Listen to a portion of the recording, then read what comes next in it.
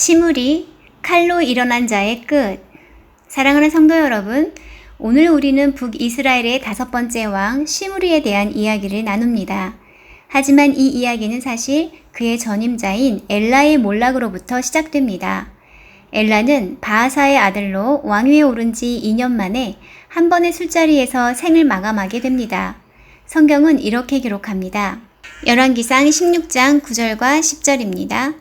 어느 날 디르사에서 엘라가 궁중 대신 아르사의 집에서 술에 취해 있을 때 궁중 전차 부대의 절반을 지휘하는 시므리가 반란을 일으켜 아르사의 집으로 들어가 엘라를 살해하고 그를 이어 왕이 되었는데 그때는 유다의 아사왕 27년이었다. 왕이 백성의 안위를 위해 준비하고 깨어 있어야 할 때 엘라는 술에 빠져 경계심 없이 시간을 보내고 있었습니다. 그의 나라는 이미 내부에서 썩어 있었던 것입니다. 왕의 실수는 개인의 실수로 끝나지 않습니다. 그 실수는 나라를 흔들고 백성을 고통스럽게 합니다. 이처럼 한 지도자의 방심과 죄가 얼마나 큰 재앙을 부를 수 있는지를 우리는 엘라의 죽음에서 보게 됩니다. 엘라를 죽이고 왕위에 오른 시므리는 그 직후 더 끔찍한 일을 저지릅니다. 열왕기상 16장 11절에 시므리는 왕이 된 즉시 바하사의 가족을 모조리 살해하고 남자는 친척이나 친구들까지 다 죽여. 하나님은 이미 선지자 예후를 통해 바하사의 집에 심판을 예고하셨고 시므리를 통해 그 예언은 성취됩니다. 하지만 시므리는 그 예언의 도구가 되었음에도 불구하고 자신의 권력을 유지하기 위해 사륙과 폭력을 멈추지 않았습니다. 그의 통치는 단 7일, 성경은 이렇게 말합니다. 열왕기상 16장 19절 그가 여로보암처럼 여호와께 범죄하고 이스라엘 백성을 죄의 길로 인도하였기 때문이다. 그는 반역으로 왕이 되었지만 자신 또한 반역으로 인해 몰락합니다. 백성들은 전쟁터에서 그 소식을 듣자마자 오므리를 새로운 왕으로 추대합니다.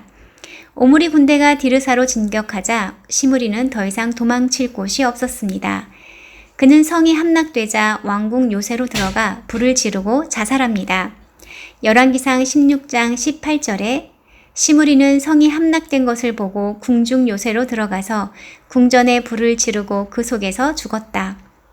7일짜리 왕 그는 스스로 권력을 쥐었지만 스스로 생명을 꺼뜨립니다. 여기에서 우리는 2가지 깊은 교훈을 얻게 됩니다. 첫째, 칼로 일어난 자는 칼로 망한다. 시므리는 칼로 왕위를 얻었습니다. 그러나 그 칼은 오래가지 않았습니다. 사람을 해친 자는 결국 자신도 해를 입게 됩니다. 예수님은 말씀하셨습니다. 마태복음 26장 52절에 칼을 가지는 자는 칼로 망하리라.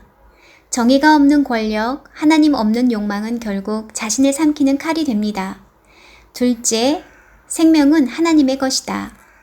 시므리는 마지막 순간에 자신의 생명을 스스로 거두었습니다. 그는 죄책감이든 두려움이든 하나님이 아닌 자기 방식으로 끝을 선택했습니다. 그러나 우리는 기억해야 합니다. 생명은 하나님께 속한 것입니다. 하나님은 고통 속에서도 회개하고 돌아오기를 기다리십니다. 죽음은 해결책이 아닙니다. 자살은 하나님의 주권을 부정하는 것입니다. 하나님은 단 한 사람이라도 멸망하지 않고 회개하기를 원하십니다. 시므리의 비극은 사람의 욕심이 얼마나 쉽게 사람을 악하게 만들 수 있는지 보여줍니다. 그는 만족하지 못했고 기다리지 못했고 순종하지 못했습니다. 사랑하는 여러분, 하나님이 주신 것에 감사하고 만족하는 삶이 참 지혜입니다. 지금 내게 있는 것을 소중히 여기고 하나님께서 허락하신 길을 따라가며 말씀에 순종할 때 비로소 우리는 복된 삶, 평안한 인생을 살아갈 수 있습니다. 기도하겠습니다. 하나님 아버지, 시므리의 짧은 인생과 무너진 왕국을 통해 교훈을 얻습니다. 우리가 욕심과 교만으로 하나님을 떠나지 않게 하시고 하나님이 주신 것을 감사함으로 누리게 하옵소서. 우리의 생명도 자녀도 미래도 주님 손에 있음을 고백하며 오직 주님을 경외하는 삶을 살게 하옵소서. 예수님의 이름으로 기도드립니다. 아멘.